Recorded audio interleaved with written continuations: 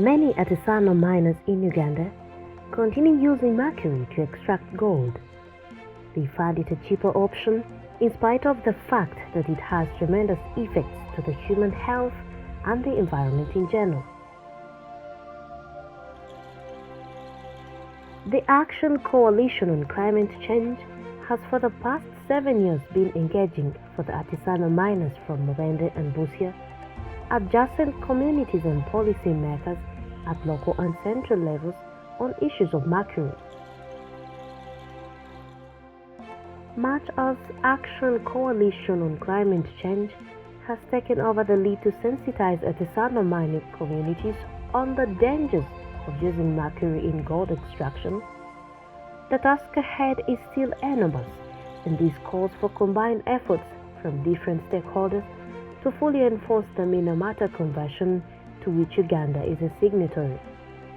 To further enrich miners' knowledge on existing alternative technologies to mercury, Action Coalition on Climate Change led a delegation comprising of miners from Mubende and Busia, members of parliament and the media for a study tour in Tanzania Geita to benchmark on the most viable alternative technologies and other best practices in gold mining.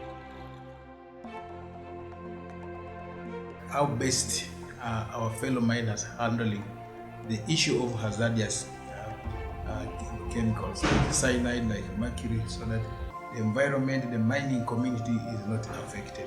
One of the main factors is when they use the alternative method that using vat leaching plants or cyanidation, and that they normally get more than what they get when they use mercury. So to them, getting more is more important. Tanzania has a lot to benchmark on when it comes to mining.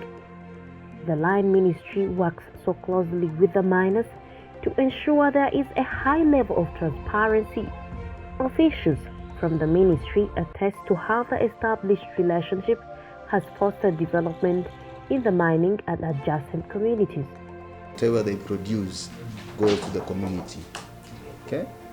They have 0.3% for service levy. 0.3% of the gross value of what they have produced goes to the service value, the service levy. But 0.7% this covers what we call corporate social responsibility.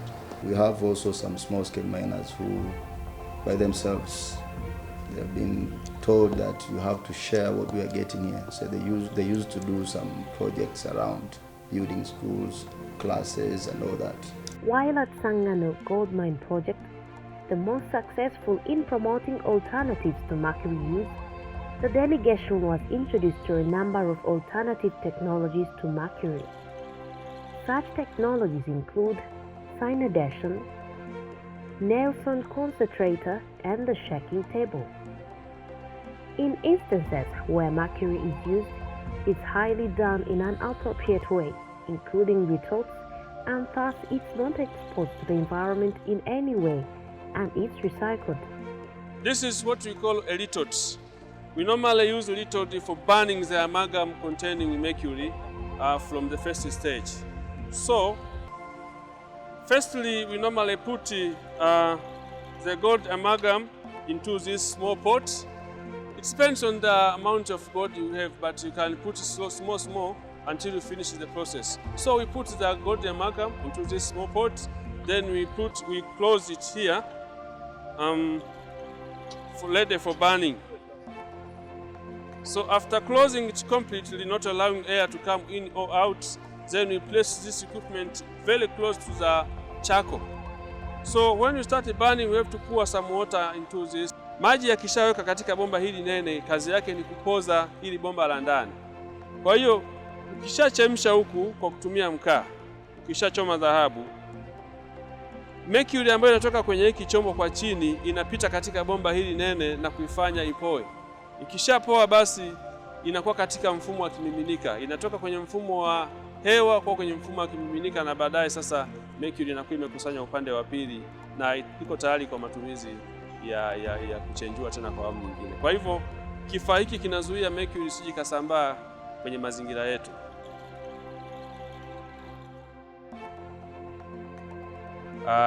Here we are is at battery leaching processing, another technology of processing gold. We started from there, the first stage, by using mercury, but here we have just little advanced, we are using cyanide. So here we have gold, copper, sulfur, and a small zinc. So we are fighting with copper by using the high quantity of cyanide and the lime. So we have some chemists here. They normally keep on watching and they mix those chemicals with very special care. We couldn't have been here without those chemics, because we have been exposed to very high, dangerous chemicals. So here we are just leaching. After leaching, the gold turns into liquid form by using the power of chemicals. So that liquid mixes up with water, then it goes into the carbon chambers.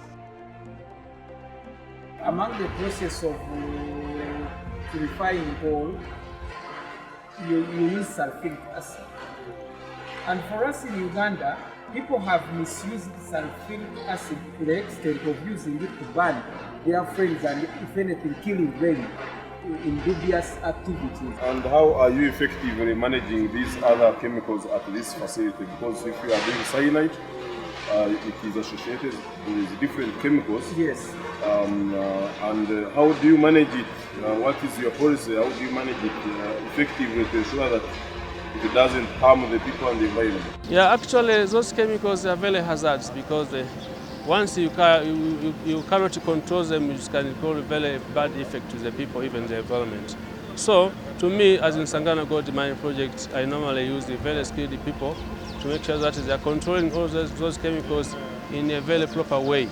And sometimes I use it to train them how to protect by themselves in the environment, so that they can use the chemicals in a very good way, so that they cannot make any pollution to the environment or to affect the people. So the melting point of gold is 85 centigrades. So we used 120 centigrades. After being heated, the water in this tank, the gold becomes into the liquid. It melts from the carbon to the liquid. Okay? After this liquid, passes through this pump, it goes up to this box. This box here is where the gold are extracted from the liquid. So we have got here these lots. The above-mentioned alternative technologies to mercury can well be adopted and replicated by many artisanal and medium-scale miners in Uganda who still use mercury that carries multiple hazards to both the environment and human beings. The alternatives to mercury use here have been enormous, and we only initially thought that it is mercury, but here people have different alternatives, and these different alternatives, sincerely, if they are adopted by our miners with the support from the relevant government agencies, it will be actually important in promoting responsible mining that protects the welfare and the health of the workers, while at the same time maximizing the benefits for the citizens and for the development of the economy. We've brought some few members of parliament, some leaders of artisanal miners, and some leaders from the local governments, from Busia and Mbende. Our next engagement is we shall go to Parliament to engage other members of Parliament who have not had a chance to come here. Then in the same note, we shall also be able to go to different local governments in Busia and Mubende to provide evidence-based trip of this kind to ensure that they also adopt those alternatives. That way, we shall be doing a very good job, because at the end of the day, we want the eventual elimination of mercury from the gold miners, and at the same time, we also do want Uganda to implement the Minamata Convention, which it ratified. Honorable Gafa Mbatekama, a legislator representing Kasambia in Mubende with many gold mining communities, was so impressed and committed to table a bill that bans the use of mercury before Parliament, highlighting a number of things learned from Tanzania that he believes will give the mining sector a new face in Uganda. I think Tanzania is doing things differently, and we have a lot to learn as Ugandans from Tanzania. One, we've found out that on ground there is serious inspection, right out from the local government, the central government, to know what is transpiring as far as gold mining is concerned here. Well, we've also found out that the management has put up effective measures as far as occupational safety is concerned of its employees or its workers. Everything, they try to protect their employees. You can find they have an ambulance. You can see the helmets we are putting on. Everything, and they have even all the signs in every places to caution any employee or any visitor, you shouldn't be here, this one is dangerous. So I think they are doing it well. I'm going to come up with a motion. I'm going to request for the space, come up with a motion, table it on the floor of Parliament, urging government to compel Ugandans, whether artisanal miners or on large scale or on small scale, to make sure we can phase out the use of mercury. And even government to come up with more sensitization campaigns about alternative methods we can use as Ugandans, and we leave mercury use in mining. In my motion, I must bring in a component of some mining companies or people with licenses to incorporate or to include the part of one, local content, and corporate social responsibility. What are they giving back to the community? Because we found here in Tanzania that for them they've gone an extra mile, that every company with a license, it must be having a certain percentage, it must give back to the community. The delegation believes the tour was timely and very much needed in such a critical time where effects of mercury usage in Uganda have started manifesting among the miners.